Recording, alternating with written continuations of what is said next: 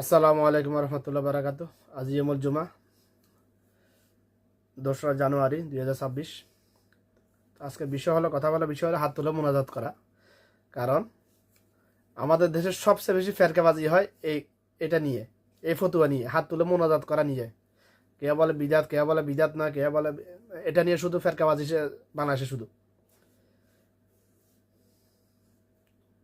মানে অপশনাল বিষয়গুলো নিয়ে। এখন হাত তুলে মোনাজাত করা কেন, কখন বিদাত কখন বিদাত নয়।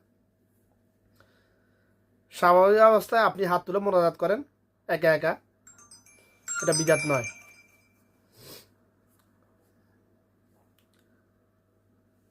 আপনি যখন ইচ্ছে তখন আল্লাহর কাছে দোয়া করতে পারেন হাত তুলে। তবে উত্তম হলো হাত না তুলে মনে মনে দোয়া করাটাই উত্তম। দোয়া কবুলের পূর্বে কিছু শর্ত আছে দোয়া কবুল হওয়ার জন্য।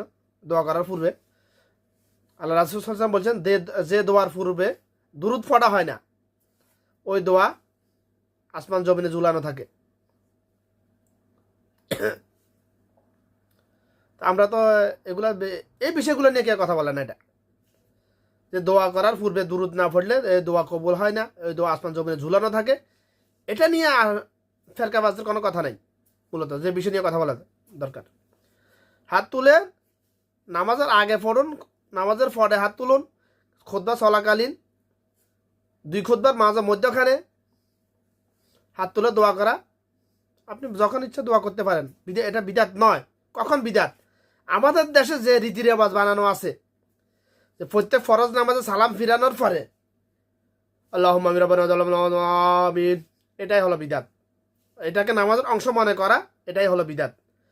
আমাদের দেশে ধর্ম ব্যবসায়ীগুলা, মসজিদের ইমাম মজ্জাম অর্থাৎ জাদুদারগুলা, সুইফারগুলা,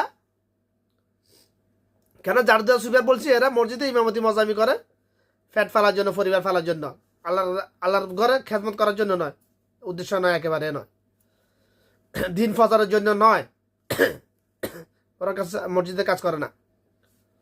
এই জন্য আমি ভাষাটা এরকম ব্যবহার করেছি। ফেরকাবাজি করবে আমার কথা নিয়ে আমি জানি, আগে বলে রেখেছি আমি।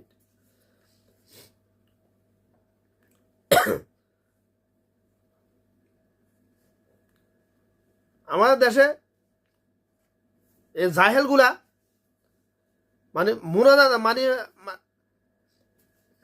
হাত তুলে মোনাজাত না করা হাত তুলে মোনাজাত করা নামাজের অংশ মনে করা, এটা বিদাত। এগুলা কিছু কিছু বিদাত জানা সত্ত্বেও এটা চালিয়ে যাইতেছে চাকরির